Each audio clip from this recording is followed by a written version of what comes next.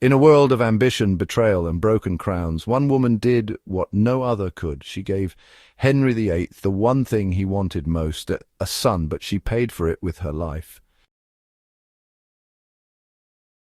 This is the story of Jane Seymour, Henry's third wife, and perhaps his greatest sorrow.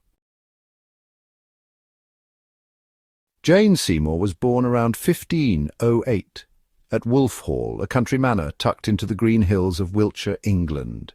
She was the daughter of Sir John Seymour, a respected knight, and Marjorie Wentworth, whose family claimed royal blood.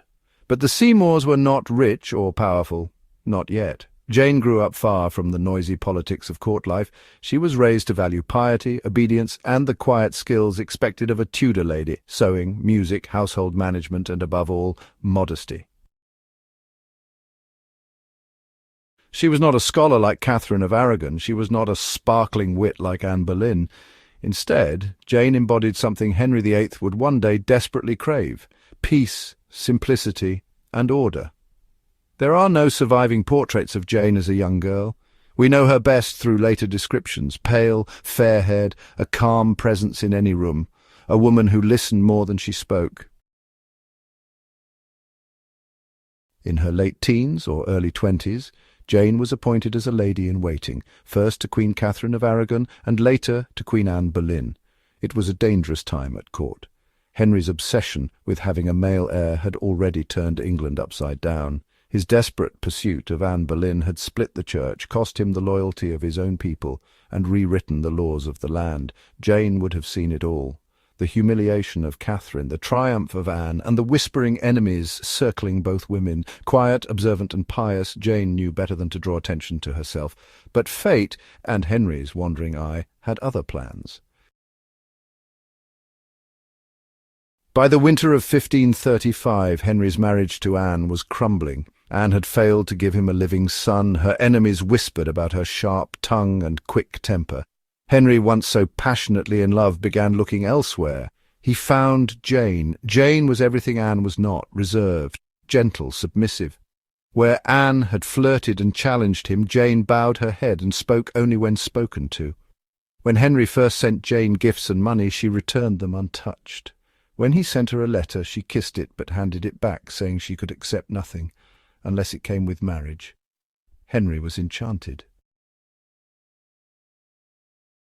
By early 1536, the king's interest was no secret, and Jane's powerful family, sensing an opportunity, quietly encouraged the match. But Anne Boleyn would not go quietly. In May of 1536, she was arrested, tried for adultery and treason, and brutally executed, all within the span of just a few weeks. The very next day, Henry VIII became officially engaged to Jane Seymour. Jane's rise to queen was breathtakingly swift. On May 30th, 1536, just 11 days after Anne's death, Jane Seymour was crowned Queen of England.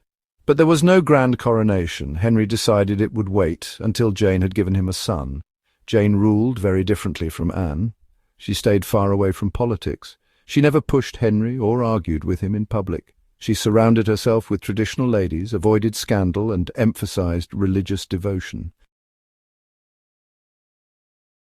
Still, she used her influence carefully. Jane interceded for Princess Mary, Catherine of Aragon's daughter, who had been disinherited and disgraced.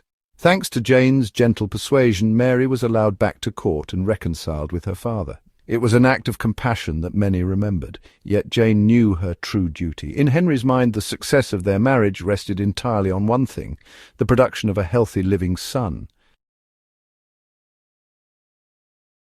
In the spring of 1537, Jane announced that she was pregnant. Henry was ecstatic. He lavished her with gifts and public displays of affection, eager to show the world that his third marriage was blessed. As summer turned to autumn, the whole court waited anxiously. On October 12, 1537, after 2 days and 3 nights of agonizing labor, Jane gave birth to a healthy baby boy. The child was named Edward, the future Edward VI of England. He was the living, breathing male heir Henry had waited for so long. The celebrations were enormous. Bells rang out across London. Bonfires blazed into the night. Henry wept openly with joy. Jane's triumph was complete, but her body had paid a terrible price. Within days, she grew dangerously ill, most likely from childbed fever, a deadly infection common in the 16th century. Despite the prayers, the doctors, and the frantic care of her ladies, Jane Seymour died on October 24, 1537, just 12 days after giving Henry his son. She was only about 28 years old. Henry VIII mourned Jane more deeply than any of his wives. He dressed in black for months. He spoke of her as his true love and ordered that she be remembered with honour. Years later, when Henry himself lay dying, he gave very specific orders. He was to be buried beside Jane Seymour and no other. Today their tombs still lie together at St. George's Chapel at Windsor Castle. Jane is often remembered as the quiet queen, the obedient wife, the one who succeeded where others had failed, but her legacy is more complicated. She showed that in the deadly game of Tudor politics, survival often required silence, that sometimes gentleness could be as powerful as ambition. Jane Seymour lived quietly, ruled briefly, and died young. Yet her short reign changed the course of English history forever.